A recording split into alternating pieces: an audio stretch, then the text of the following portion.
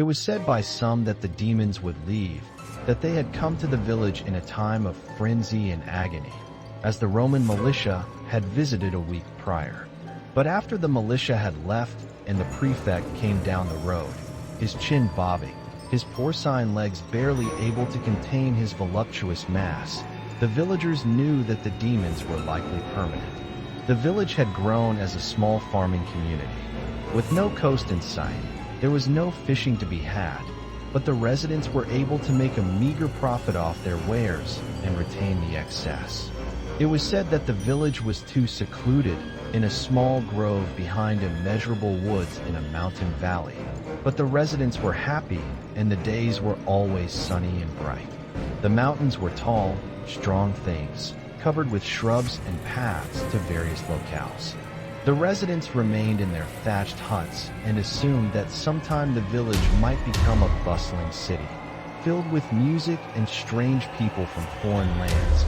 And there was talk of the leader of the village, Baostung, being made chief of the surrounding 5 villages.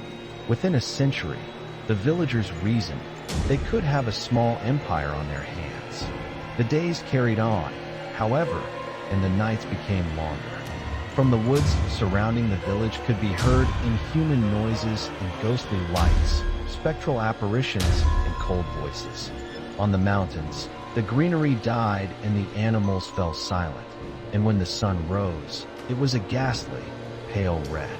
The moon was always obscured behind an eerie violet mist, which came down over the rocky crags of the promontory and then descended down into the valley, shrouding all candles and covering all lamps. It was reported by scouts from neighboring villages that the sun was as it had been, and the same went for the night skies, where the stars sparkled like jewels in the heavens. But the citizens of the village grew fearful. They knew that if they were to possess their lands, they would need to band together and do something about the evil forces which crept slowly down upon them. All roads were watched, as were the homes, by a ragtag group of volunteer peacekeepers who reported little and saw nothing. The violet mist was eerie, many recalled, unnatural and dangerous to breathe, and it smelled like ghastly filth. Now from the scouts came rumors of a majestic and proud city hundreds of miles off, one which put their puny little village to shame and had no such occurrences. The residents of the village stood their ground, brave, with one spire clenched, claiming that they would not move to that sparkling city, where despots writhed in rooms of marble, and aqueducts carried cool, glistening spring water to every faucet. The villagers had a culture and a right to their property, and the scouts would leave with nary but one family, who were jeered by the steadfast inhabitants of the village, who secretly envied them. Merchants now strayed far away from this abysmal place, and the task of growing and keeping food was made a chief priority until such time as the apparitions could be settled. To this end, and to the end of reducing the acreage in which the beasts could hide, pristine woodland was cut and replaced with large, ugly farming patches which spread over the valley like a virus. They were brown and produced no crops, not a single one, and what would grow in the soil withered and died, as if to mourn the loss of the great pines which once stood. The people were now limited to what they had to begin with, a few scant acres in the village and surrounding area. At least, they thought, the beasts could no longer hide in the quiet woods, for there were no woods to be had. But this proved false, as the specters could as easily hide within the violet mist as any glade, and when cornered they would scamper up into the mountainsides where they would not be seen again. They were ghastly things, came the reports to the leader, Baostung. Some walked upright on 2 spindly legs like men. Others were beasts of a fuzzy nature who resembled a canine, but had peculiar attributes such as horns. Baostung listened and considered each proposition with care. The people put their faith in him and his wisdom. He had led them for 40 years and wasn't leaving soon. A benevolent leader, he knew the troubles of the people, who came down with strange pus-seeping sores and fits of hysteria. Some he attributed to the lack of food.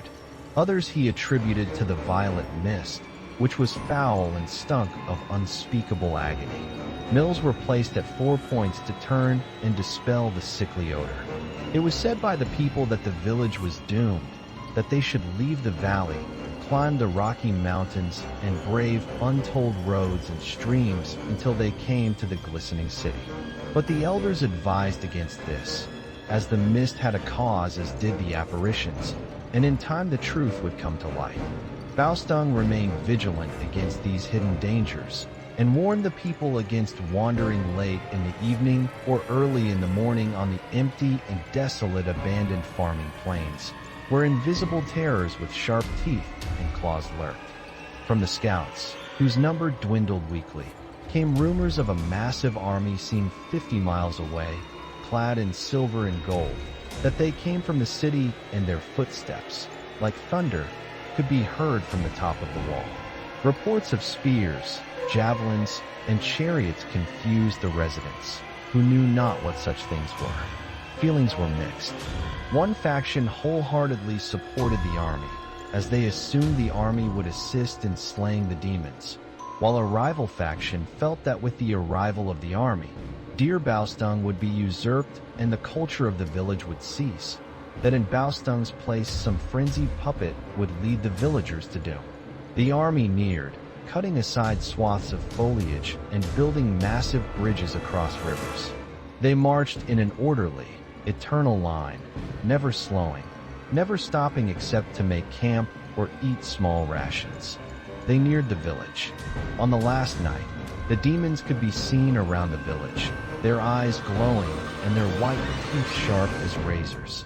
The villagers lit torches and stood steadfast with blades drawn, while the women and children remained inside behind locked doors. The village was lit, ablaze in the night, while in the darkness, unseen things crouched.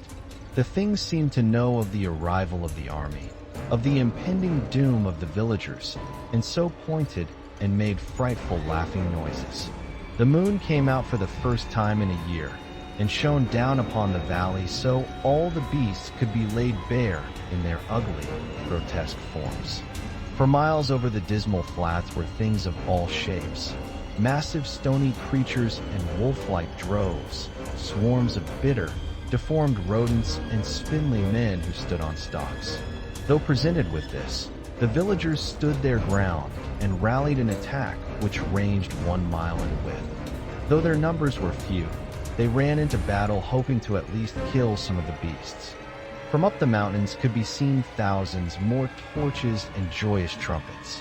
The army had arrived, and a glorious thing they were too, with rank and number and shields of gold. Their boots were patterned with foreign gods of old, and tapestry hung from their shoulders. With them, they brought many weapons and cascaded singing down the wall, and then finally joined the villagers and cut off head upon head upon head. Blood was spilled and death was wrought, and the army pushed deep into the fray, and with their skilled metalwork, were impervious to the teeth and claws. Even the demons, it was found, could bleed and die, and shrieks of carnage were let loose from their abominable mouths. When all was said and done, the village was cut in half. The army was cut by a third, and the field, lit by a perpetual yellow sun, showed no sign of the slayed beasts. The villagers took this as an omen, though good or bad they knew not. Baostung was found slain in his cottage. Many of the women and children who boarded and locked the windows remained, but a few monstrosities had been able to creep their way through gates or holes, and Baostung, being old and unfit to fight, had been one of the latter victims. Bloody he lay, with an enigmatic look on his face, and the peculiar thing, which was passed around for decades after, was that he was pierced through with a blade, and none of the demons had been seen with the weapons of men. "Hello there," said the chief officer, extending a false hand of friendship. "We of the Roman Empire claim Germania for our own. Please expect a prefect in a few days."